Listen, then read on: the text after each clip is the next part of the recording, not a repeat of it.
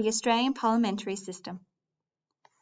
Prior to 1901, every inhabitant of Australia was a British subject living in one of 6 colonies.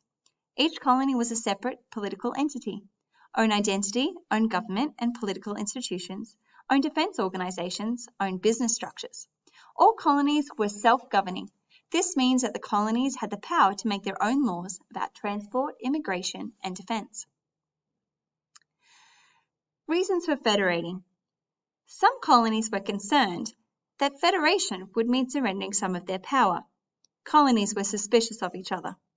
All colonies were used to pursuing their individual self-interest. Reasons for federating. The growing sense of unity among colonists, a belief that a national government was needed to deal with issues such as trade, immigration, currency, weights and measures, and the administration of the Northern Territory. Joining together would make the colonies and their separate defence forces less vulnerable to attack and foreign invasion. The Constitution Act. The Commonwealth of Australia Constitution Act was passed by the British Imperial Parliament in July 1900. In September 1900, Queen Victoria proclaimed that the Act and the new federation would come into force on 1st of January 1901. One people, one flag, one destiny. The 1st of January 1901, Australia federates. The colonies become states, giving up some of their power but remaining independent. A federal Commonwealth Parliament is established. The Australian Constitution. The Australian Constitution lays down the structure of the judicial, executive and legislative arms of the Commonwealth Government.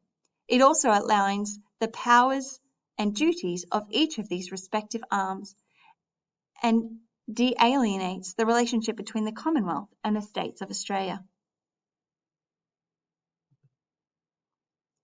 The Doctrine of Separation of Powers. There are 3 functions of government: legislative power, lawmaking, the power to make laws, exercised by Parliament, executive administration, the power to implement the administration laws, exercised by the Governor-General on the advice of the government, therefore largely exercised by the government, and judicial, the power to enforce laws and settle legal disputes exercised by the courts.